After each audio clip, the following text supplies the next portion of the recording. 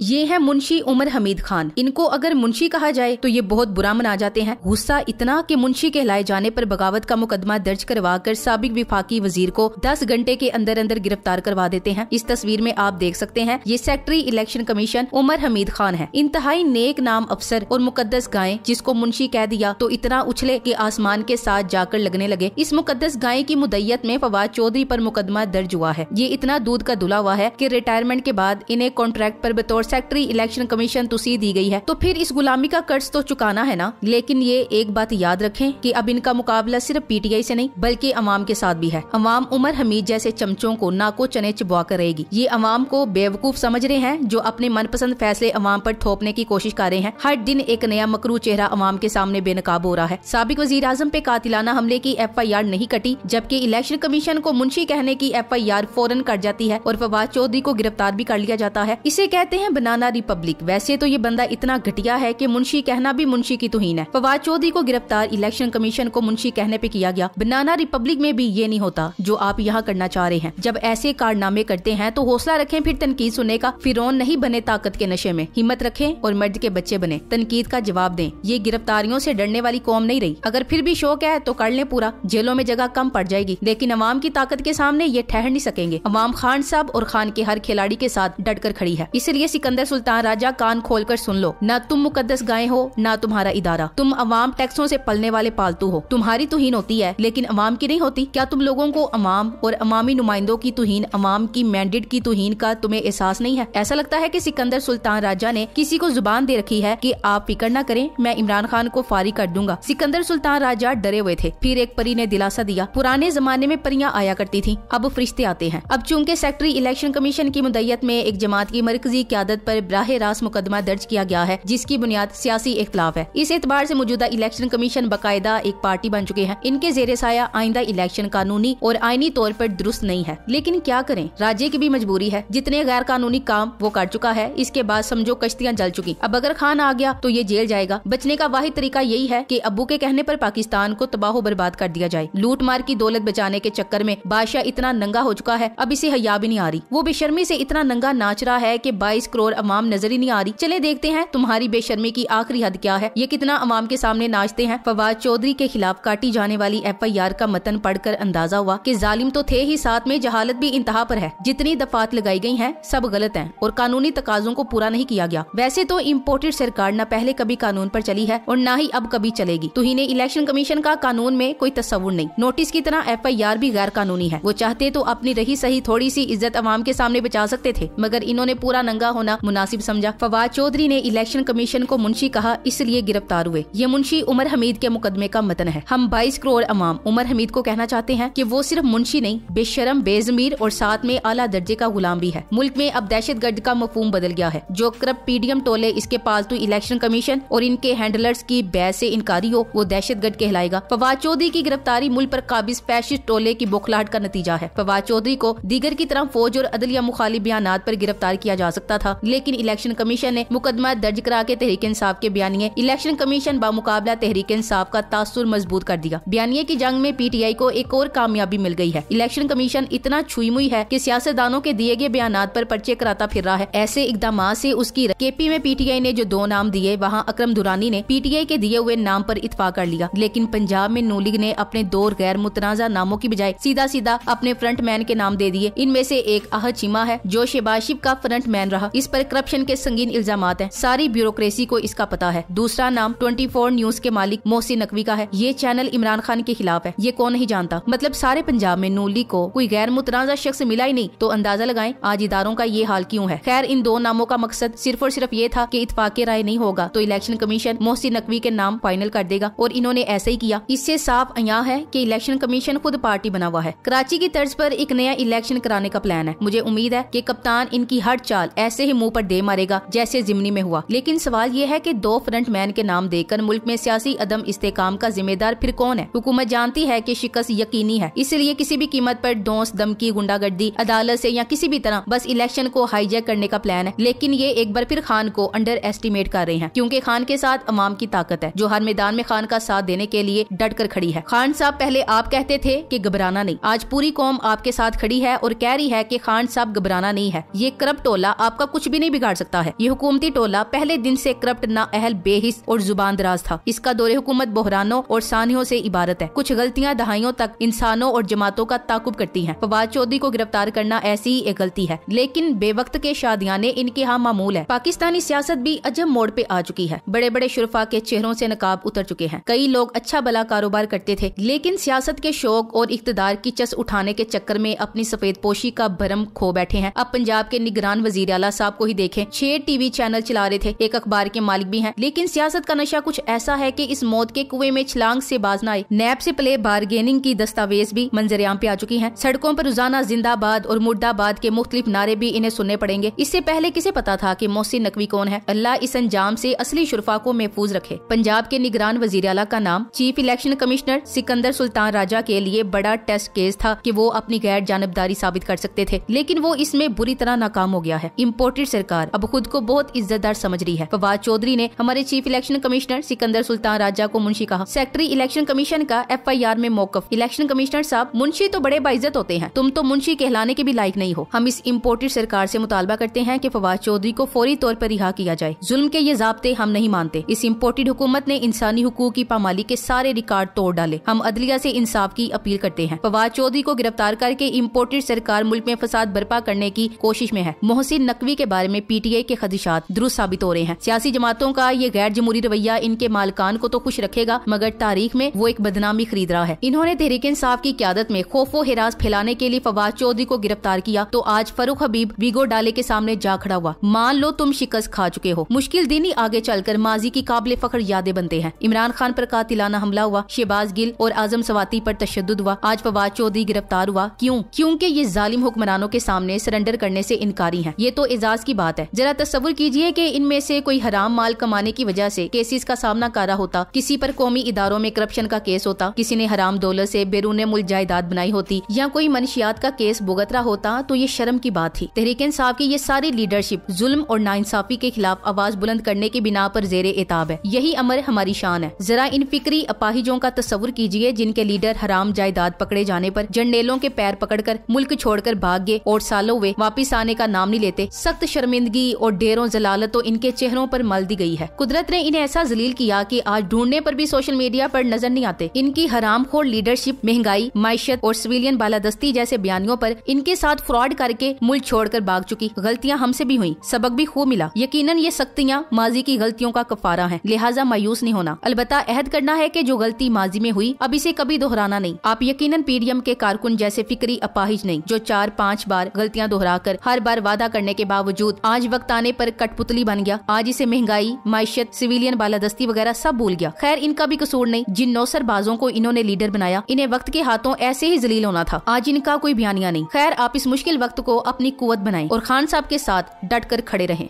Thanks for watching. Allah Hafiz.